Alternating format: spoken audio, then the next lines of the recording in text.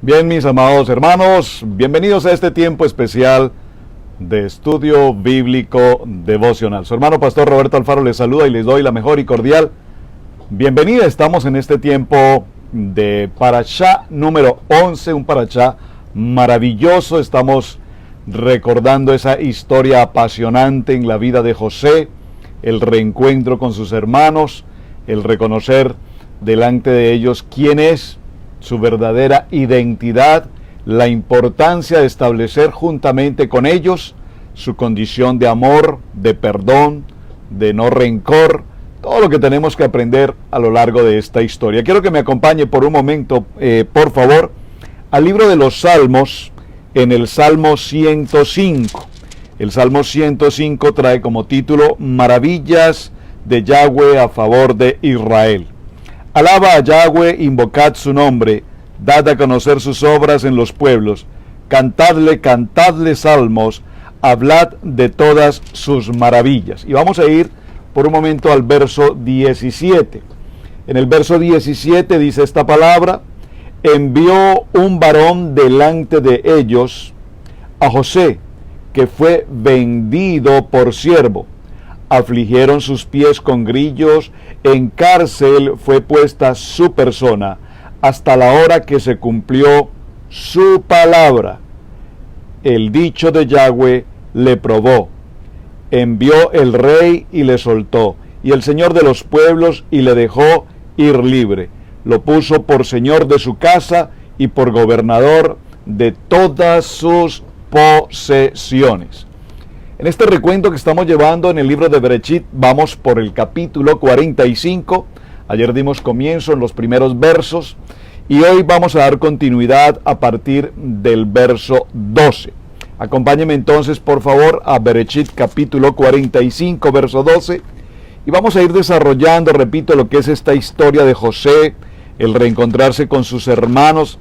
Más aún, ahora conoce a ciencia cierta, en voz de sus hermanos, de Benjamín, que justamente su padre Jacob aún vive, y viene este momento maravilloso de invitarlo para que ahora forme parte de su unidad familiar, para que regrese de nuevo, para que ahora salga mejor de su lugar y venga a compartir, a vivir en la casa de José. Estos aspectos que vamos a estar considerando, vamos a tomarlos a partir del verso 12. Por favor, acompáñeme a Bereshit capítulo 45, verso 12. Dice la palabra, lea conmigo, por favor. He aquí, vuestros ojos ven y los ojos de mi hermano Benjamín, que mi boca os habla. Haréis pues saber a mi padre toda mi gloria en Egipto, y todo lo que habéis visto, y daos prisa, y traed a mi padre acá.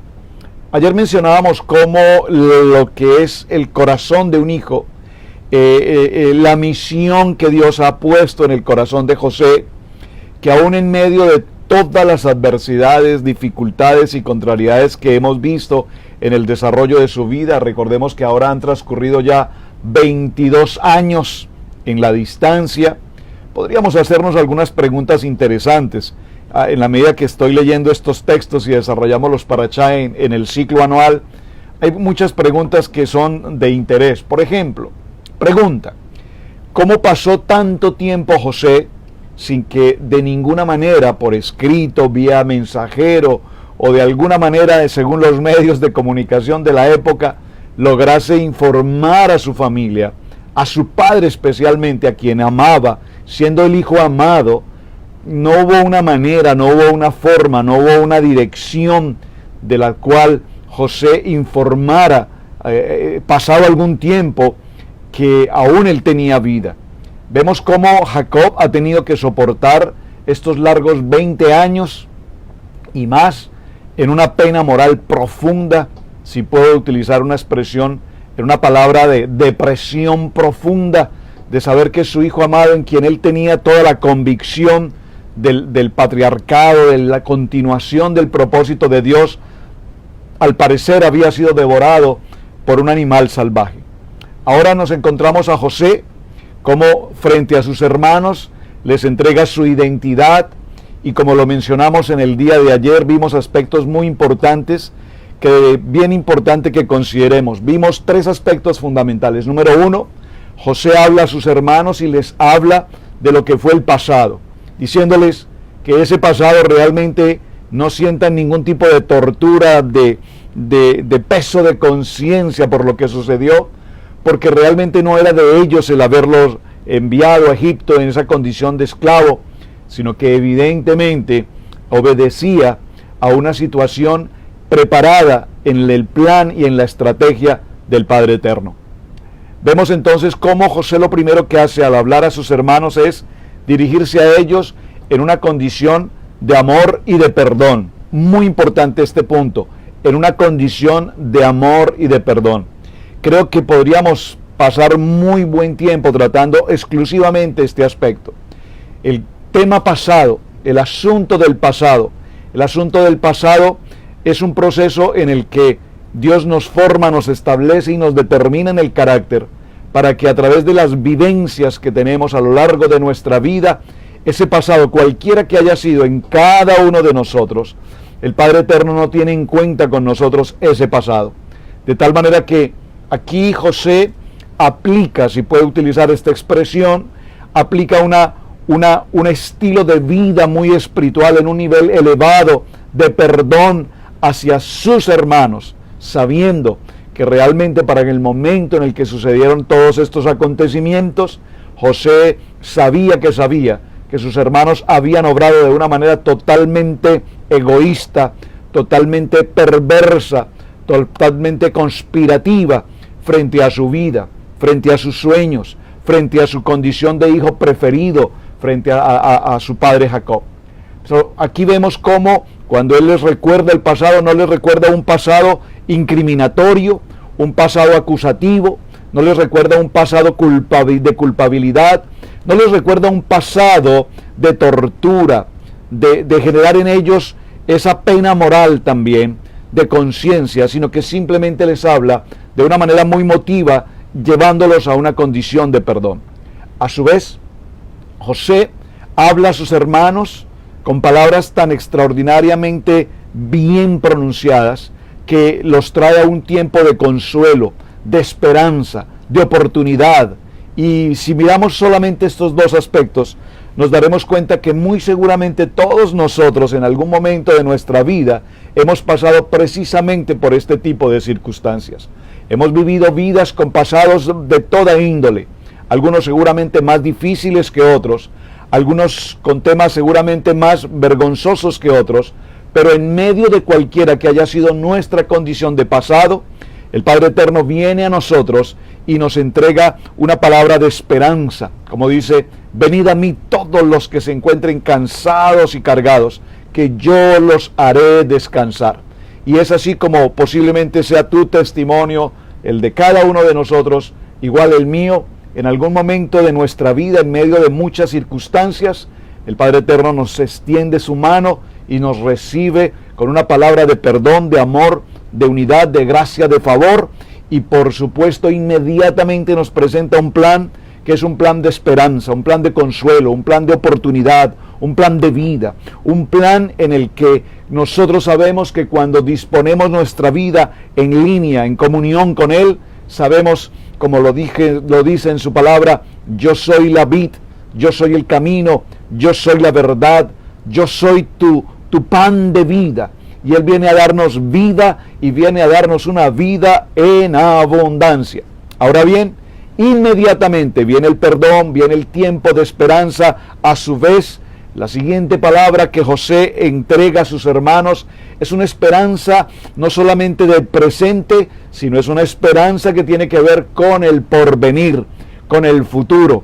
Apenas han pasado 2 años de hambruna y ya todas las ciudades en torno o las ciudades o las regiones en torno a Egipto, no solamente había escasez en esta zona, sino que todos los alrededores, y en el único lugar donde se encontraba precisamente la provisión era precisamente allí, en el lugar donde el Padre Eterno había dispuesto a un hombre con un principio, a un hombre con un llamamiento, a un hombre con una autoridad y con una dirección, con un corazón, como dice la palabra, conforme al corazón del Padre. En ese proceso, ahora José tiene noticias, sabe de la existencia de su padre, sabe que sus hermanos han tenido un cambio, por supuesto, notorio, sabe que sus hermanos han pasado por un proceso también de arrepentimiento, sabe que sus hermanos están en una condición, si puede utilizar la palabra, en un mejor nivel de lo que él recordaba de ellos, violentos, agresivos, egoístas, conflictivos, con muchas diferencias, pero ahora los encuentra en un tiempo de unidad, en un ejad con el Padre. Así es que inmediatamente el verso 13, capítulo 45 en Génesis, Bereshit nos dice: haréis pues saber a mi Padre toda mi gloria en Egipto y todo lo que habéis visto, y daos prisa y traed a mi Padre aquí. Verso 14: y se echó sobre el cuello de Benjamín su hermano y lloró. Nos muestra el corazón de José, profundamente un corazón afectivo, un corazón extremadamente nostálgico, un corazón extraordinariamente amoroso, especialmente con su hermano menor, por supuesto, hijos de papá y mamá, Jacob y Raquel. Se echó sobre su cuello y lloró, y también Benjamín lloró sobre su cuello. Verso 15: y besó a todos sus hermanos. Qué momento más extraordinario. Yo resalto este momento y les digo, hermanos, si leemos este texto, que lo hemos leído en tantas ocasiones, yo estoy seguro que muchos de los hermanos que están acompañándonos ahora mismo en el estudio bíblico devocional han leído estas porciones de Parashá y Bereshit tan extraordinario como lo es. Lo han leído una y muchas veces, pero aquí encontramos algo especial. Posiblemente has leído algún muy buen libro de algún buen escritor y lo has leído una vez, eventualmente lo consultas una que otra vez, pero difícilmente sea un libro que leamos 2 o 3 veces, a menos que ese libro nos entregue una enseñanza tan poderosa y quisiéramos mantenerla siempre fresca. Pero cuando nosotros estudiamos la palabra, la Torá, vamos al Parashá y desarrollamos ese Parashá semanal durante todo el ciclo anual, pasamos por estos mismos textos cada año, y sin embargo notamos que en cada año solo leer una porción, un verso, solo hacer una puntuación adecuada, un punto, una coma, aún una entonación en cualquiera de las palabras, notaremos que hay una revelación maravillosa, como que Dios, el Padre Eterno, nos dice: esto lo leíste hace un año, lo has leído muchas veces, pero lo has pasado por alto en tantas ocasiones. Se echó sobre su cuello Benjamín y lloró también junto con su hermano. Y el verso 15 resalta: y José besó a todos sus hermanos y lloró sobre ellos, y después sus hermanos hablaron con él. Aquí vemos esa gloria maravillosa del Padre, el amor del Padre sobre sus hijos, la paternidad, este hermano entregando su amor, entregando toda la alegría, todo su gozo para con sus hermanos, por encima de toda diferencia de opinión, por encima de todo pasado. Ahora encontramos a un José entregándoles esa bondad y esa gracia maravillosa que el Padre nos entrega. En el libro de Mateo, en el capítulo 17, verso 15, si usted me acompaña por un momento a este texto, Mateo capítulo 17, verso 15, dice la palabra: mientras él aún hablaba, una nube de luz los cubrió, y aquí una voz desde la nube que decía: este es mi Hijo amado, en quien tengo complacencia, a él oíd. Muy bien, en el texto que vamos llevando como guía, en el capítulo 45, espero que usted esté con Biblia, papel y lápiz, por favor. No quiero que solamente escuche lo que estamos hablando, quiero que vaya con su Biblia, por favor, vaya con su Biblia, vaya conmigo al versículo bíblico, léalo junto conmigo y vamos estudiando todos a la vez. Vamos al capítulo 45 y vemos en el verso 16. Ahora vemos aquí cómo Faraón y José aconsejan, atención, Faraón y José aconsejan a sus hermanos ir a su casa con muchos suministros y traer de regreso, nuevamente de vuelta, a toda su familia. Verso 16 dice la palabra: y se oyó la noticia en la casa de Faraón, diciendo: los hermanos de José han venido. Y esto agradó en los ojos de Faraón y de sus siervos. Miren lo interesante de este texto del verso 16. El Faraón ahora se entera que José no es un hombre solo, que ahora no solamente tiene una esposa, hijos, sino que además ahora tiene hermanos. Y no unos cuantos hermanos, ahora son 11 hermanos. Y además una familia, un padre que aún vive. Además ahora el Faraón se entera de que hay una gran nación, hay un pueblo entero de la línea, de la genealogía, de la cultura de José. Porque para este entonces José no era más que un joven que en algún momento apareció en la vida de Egipto. Pero dice la palabra en el verso 16: y se oyó la noticia en casa de Faraón, diciendo: los hermanos de José han venido. Y esto agradó en los ojos de Faraón y de sus siervos. Podríamos preguntarnos, ¿por qué la noticia agradó tanto al Faraón? Agradó porque posiblemente un hombre inteligente como Faraón dijo: si esto es José, un hombre tan extraordinario, administrador, un hombre capaz, brillante, que todo lo que hace prospera, si esto es uno de 11 más, ¿cuánto más serán sus otros hermanos? Muy probablemente sus otros hermanos deben ser tan brillantes o más aún que el mismo José. Y esto agradó en la vida del Faraón. Y dijo Faraón a José, atención, verso 17, léalo conmigo. Y dijo Faraón a José: di a tus hermanos, haced esto. Observen que no es ni siquiera directamente el Faraón quien da una orden. Es como un consejo, una recomendación. Aquí vemos al Faraón que habla a José y le dice: vamos, José, habla a tus hermanos y diles, hagan esto, carguen vuestras bestias, e id, volved a la tierra de Canaán. Verso 18, y tomad a vuestro padre y a vuestras familias, y venid a mí, porque yo os daré lo bueno de la tierra de Egipto, y comeréis de la abundancia de la tierra. Wow, son palabras que nacen en el corazón del Faraón, pero a su vez son las palabras que José tenía preparadas para sus hermanos. Es decir, aquí podemos ver que hay una perfecta unidad entre el Faraón y el virrey o el segundo a bordo en este caso. Esto es muy interesante porque recordemos que si lo vemos desde el punto de vista empresarial, por ejemplo, tenemos a un gerente, a un subgerente, o a un presidente, a un vicepresidente. En las congregaciones normalmente hay un pastor principal, un pastor segundo o un copastor, líderes. Y qué diferente es cuando hay diferencias de opinión. Las cosas no avanzan, las circunstancias no funcionan, pero aquí podemos ver cómo en el capítulo 45, verso 18, podemos notar que Faraón y José tenían una unidad, una coincidencia.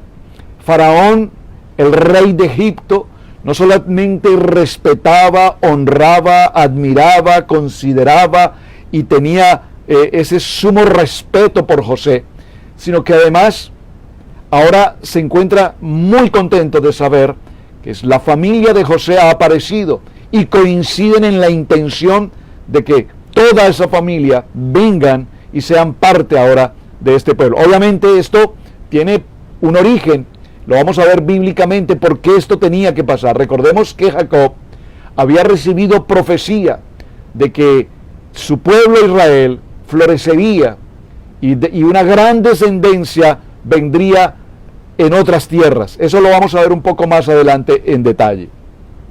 Vamos en este orden, acompáñenme al verso 19.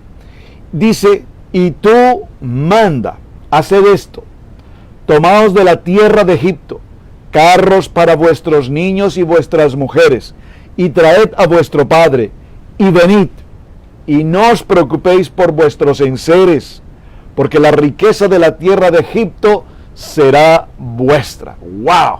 Cuando vemos y leemos estos textos, nos surgen inmediatamente preguntas, muchas preguntas. Recuerden que el estudio bíblico tiene como propósito leer nuestros textos, cada paso, cada versículo, pero hacernos preguntas, y de esta manera seguro que podemos entender mucho mejor lo que la palabra nos está indicando. ¿Por qué hacía todo esto Faraón? ¿Solamente por algún interés personal? ¿Solamente por algún interés de carácter económico? ¿O tal vez el trasfondo de esta situación era en el corazón de Faraón una circunstancia de gratitud, una gratitud extraordinaria en la vida de José? Porque desde el momento en que Faraón conoce a José y le da la solución a estos sueños y le nombra administrador segundo a bordo, virrey de todo Egipto, con autoridad total, entonces nos damos cuenta que la vida de Egipto ha cambiado. La vida de Egipto ha tenido otra dirección. La vida de la población de Egipto ha mejorado, su economía, su estabilidad. Hay sequías, hay hambrunas por muchos lugares, pero en Egipto hay abundancia. Podríamos entonces considerar que el corazón de Faraón sin duda tendría un corazón de mucha gratitud sobre la vida de José. Número uno. Número dos, podría eventualmente el Faraón pensar en que José ha recuperado a una familia que tal vez por 20 años nunca había conocido, y pensaría tal vez ahora regresar nuevamente a Canaán, dejar su posición con el Faraón. Podría pensar que la permanencia de José allí estaría limitada a un poco tiempo. Ahora, podríamos pensar también que el Faraón admiraría tanto a José que esperaría encontrar en los hermanos de José hombres también muy capaces, muy brillantes, que posiblemente formaran parte de su mesa, de su junta directiva, de su organización, de su imperio. Bueno, muchas razones podríamos considerar acá. Vamos a tomar el verso 21. En el verso 21 del capítulo 45 encontramos el regreso de los hermanos de José a la tierra de Canaán, llenos de regalos, de suministros, dice el verso 21, y lo hicieron así los hijos de Israel, es decir, todo cuanto Faraón propuso y dijo, y a su vez José ratificó, fue lo que ellos hicieron.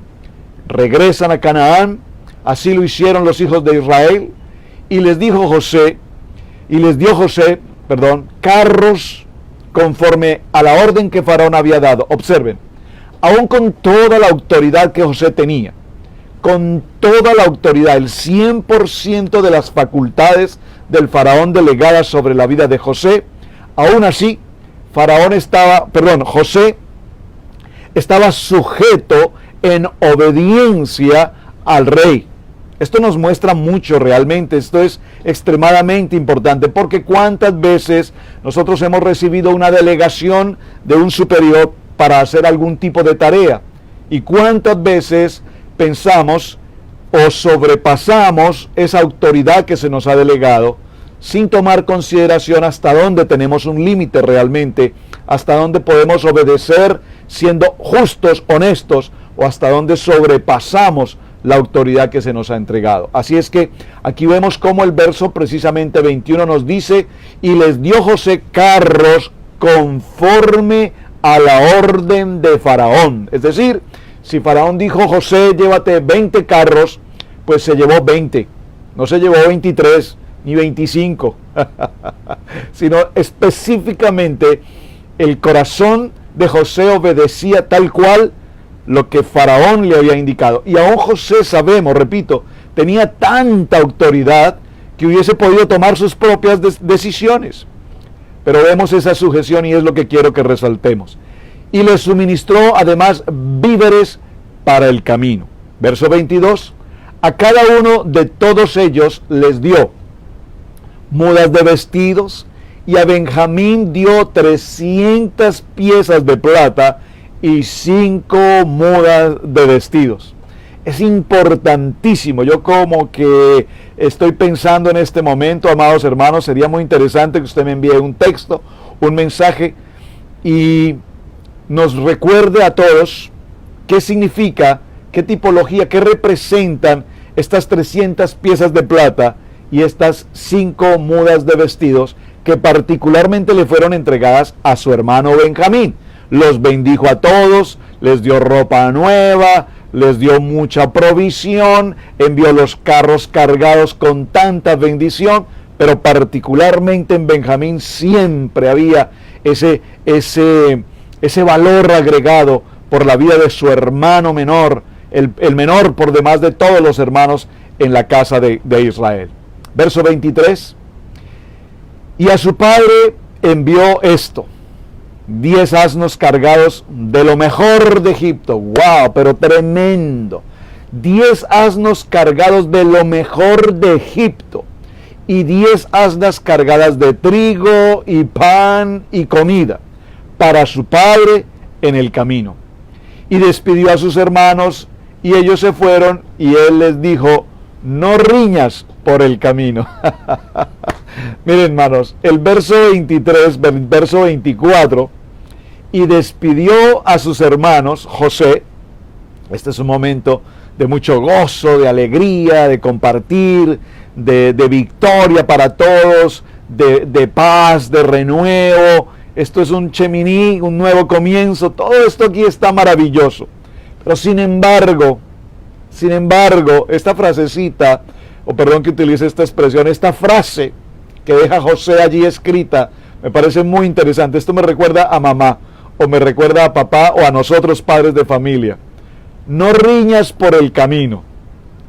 ¿Le ha pasado cuántas veces decimos a nuestros hijos cuando salen hacia alguna reunión, alguna actividad? Ten cuidado, hijo, pórtate bien, por favor, que no haya ninguna circunstancia. Bueno, aquí vemos a José tomando esa posición de liderazgo, de madurez, de responsabilidad, y les dice a sus hermanos, con toda la bendición que envió además para su padre, y les dijo, no riñáis por el camino. Y aquí podemos hacernos una pregunta importante. ¿Por qué precisamente José advirtió a sus hermanos que no tuvieran conflicto, que no fueran a entrar en problemas, que no tuvieran ningún tipo de riña en el camino? ¿Por qué? ¿Por qué José pidió a sus hermanos esto? Tal vez porque ahora que van de regreso a casa, recuerden que estos hombres están en shock con lo que acaba de pasar, después de las pruebas del dinero en sus bolsas, de la copa de plata, de sus hermanos retenidos, etc. Ahora vienen de regreso y seguramente van a estar meditando en todo lo que ha pasado.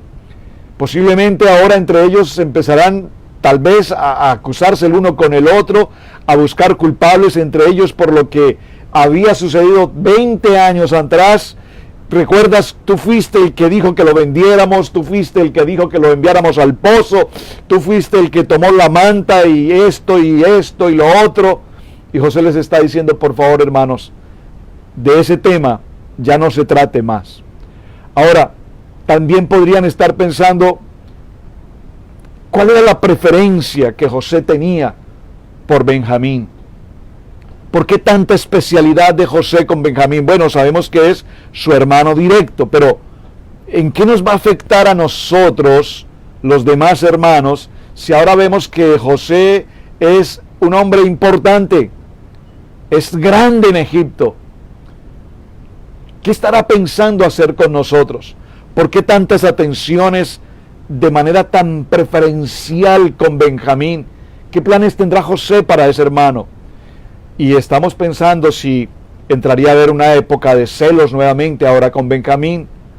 Sin duda podríamos pensar también que José estaba meditando en sus hermanos, diciendo, si estos hombres aún no han logrado superar espiritualmente su nivel, su carnalidad, su mentalidad de hombres, sus debilidades, sus conflictos, pueden tener diferencias, pueden tener choques de regreso a casa. José sabía el corazón de sus hermanos, conocía a estos dos que aparte de ser agresivos, habían cometido tantas acciones violentas como Simeón y Leví, pero José conocía de cada uno de ellos. En el verso 25, subieron de Egipto y llegaron a la tierra de Canaán a Jacob su padre. Y le dieron las buenas nuevas. Por favor, ¿le parecen las buenas nuevas estas noticias tan extraordinariamente importantes que los hijos de Jacob ahora traen a casa diciéndole a su padre? Bueno, por favor, un momento antes de leer el verso 26. ¿Estaría realmente Jacob siquiera preparado para una noticia como esta? ¿Siquiera cruzó por un momento por la mente de Jacob el pensar de que sus hijos regresarían, número 1, con Benjamín, número 2, todos, pero no solamente todos los 11, sino que además regresaron cargados de tanta prosperidad, de pan, de trigo, de regalos, de carros de Egipto? ¿Qué está pasando aquí en esta historia? Dice entonces el verso 26, y le dieron las nuevas diciendo: José vive aún.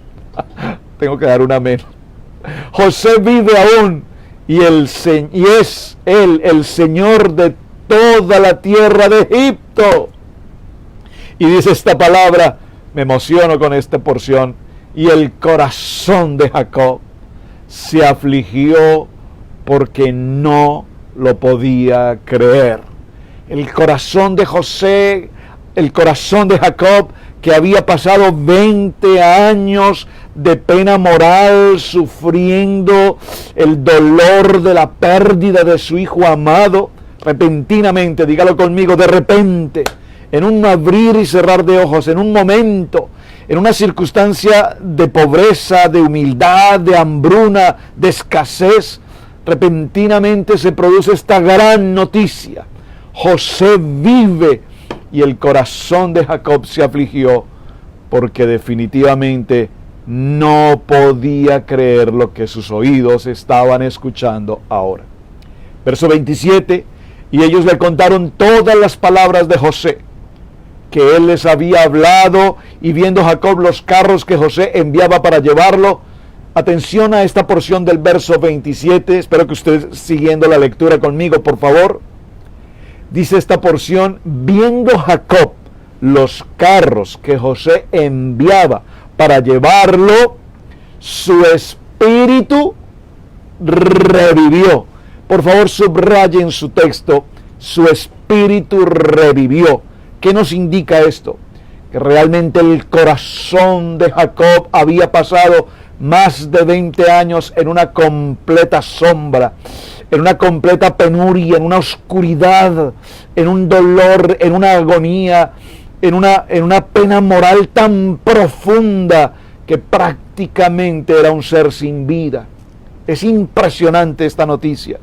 Pero lo interesante aquí en el verso 27 es: después de esta coma, José envía lo que José había enviado para llevarlo, su espíritu revivió. Y quiero que resalte, por favor, le repito, por favor resalte en su Biblia este momento maravilloso en la vida de Jacob, porque también tengo la plena certeza en mi corazón que muchos de nosotros, en algún momento de nuestro diario vivir, hemos recibido una tan gran buena noticia, tan extraordinaria noticia, como que Yeshua ha resucitado y ha pagado el precio por mi pecado, por tu pecado, y entonces nuestro espíritu revive juntamente con él. Verso 28, entonces dijo, atención, subráyelo, no dice Jacob, entonces dijo Israel. Por favor, subráyelo, entonces dijo Israel. Estoy en Bereshit 45, 28. Observen, no dice Jacob, aquí nos habla de Israel. Entonces dijo Israel, basta, José mi hijo vive todavía, iré y le veré antes que yo muera. Sabía Jacob que sus días estaban tal vez muy cerca ya del fin, pero ahora se ha cumplido la palabra, y esa palabra en la que él va a ver con sus ojos nuevamente a su hijo amado vivo, porque la promesa el plan profético que Dios, el Padre Eterno, Yahweh, Hashem, le había mostrado, aún tiene vida. Y con esto, prácticamente para que cerremos, quiero decirles, mis amados hermanos, que si en algún momento en tu vida, en tu llamamiento, en tu ministerio, en tu hogar, en tu familia, en tu visión, en el plan, en el propósito que Dios te ha entregado, alguna vez has pasado días, años tal vez, con un ministerio que aparentemente no avanza, no funciona, no ves que camina. Aquí la palabra nos dice, aunque pasen los días y aunque pasen los años, la palabra es viva, dice Hebreos capítulo 4, verso 12, que la palabra es viva, que la palabra tiene poder y que la palabra se cumple para lo cual fue establecida. Por lo tanto, ahora Jacob sabe que la palabra profética, que los sueños proféticos, que lo que el Padre le mostró aquel día en aquel sueño, hoy cobra vida y el propósito de Dios se ha cumplido. Jacob toma un ánimo tan profundo en su vida que recupera años. Es decir, es como volver a nacer, porque cada palabra que Dios le había mostrado ahora se ha cumplido. Dice el libro de Tesalonicenses en el capítulo primero, en el primer libro de Tesalonicenses, en el capítulo 5, por favor acompáñenme un momento al primer libro de Tesalonicenses, en el capítulo 5, primer libro de Tesalonicenses, en el capítulo 5 y en el verso 11, dice esta palabra: por lo cual, animaos unos a otros y edificaos unos a otros, así como lo hacéis. ¿Qué nos dice esta palabra? ¿Cómo es de importante, mis amados hermanos? Permítanme que utilice esta frase entre comillas, que no seamos aguafiestas. No sé si en muchos países esa palabra es comprensible, pero en mi cultura o en mi país, aguafiestas es aquella persona que en un torno, en un grupo, en una comunidad, todas las cosas le parecen malas. Todo le parece mal, todo le parece inapropiado, todo le incomoda, todo le molesta, todo le fastidia, todo le disgusta, todo le afecta, nada le parece, con nada está de acuerdo, no le parece. Oh, terrible. ¿Por qué menciono esto? Porque lo que este mensaje nos está diciendo hoy es cómo José, en medio de todo lo que ha vivido, entró a un tiempo de perdón con sus hermanos, en un tiempo de amor con ellos, en un tiempo de reconciliación, en un tiempo de consuelo, de esperanza y en un tiempo de establecerles un futuro. Y les habló con palabras de vida, de esperanza, de grandeza, y los trae y les entrega y les coloca todo a disposición. Eso es lo que el Padre Eterno ha hecho con cada uno de nosotros. En medio de todas las pruebas, las adversidades, los problemas, todas las circunstancias que hayamos podido pasar, Dios, el Padre Eterno, nos da oportunidades. Una oportunidad cada día. Cada día es un nuevo vivir. Cuando alguna puerta en algún lugar, en algún momento se cierra, es porque Dios tiene preparadas mejores oportunidades que se van a abrir en el tiempo y en el momento que Él lo considere. ¿Por qué? Porque Dios quiere que a través de cada prueba nosotros descubramos que Él está con nosotros. Por eso Josué capítulo 1, verso 8 es tan poderoso y nos dice: no temas, no desmayes, esfuérzate y sé valiente, porque a donde quiera que tú estés, a donde quiera que tú vayas, yo estaré contigo. Bueno, mis amados hermanos, pues capítulo 45, quería avanzar mucho más en el tema, pero creo que lo que hemos desarrollado del capítulo 45 hoy nos da una enseñanza extraordinaria y maravillosa para nuestras vidas. Quiero cerrar dejándoles esa palabra de ánimo, hermanos, ánimo, enfrente a cualquier circunstancia, prueba, adversidad, dificultad, cualquiera que sea, enemistad, contrariedad, en la economía, en la salud, siempre ánimo. La palabra es ánimo, las buenas nuevas, la esperanza, la vida, las noticias que Dios tiene para cada uno de nosotros, siempre son palabras de bien y no de mal. Así es que, mis amados hermanos, recuerden que tenemos una tarea pendiente. ¿Cuál es? ¿Qué representa el término Gosén, a donde José propuso traer a su familia y donde posteriormente los va a ubicar? ¿Por qué escogió precisamente ese lugar, en Gosén? ¿Qué hay allí? Ya tengo varios hermanos que me han enviado respuestas. Gracias por sus mensajes de texto. Muchísimas gracias igualmente por compartir esta enseñanza. Gracias por acompañarnos. Shalom para todos. Hasta el día de mañana. Su hermano Pastor Roberto les saluda. Roberto Alfaro desde la ciudad de Cherryville, en Carolina del Norte.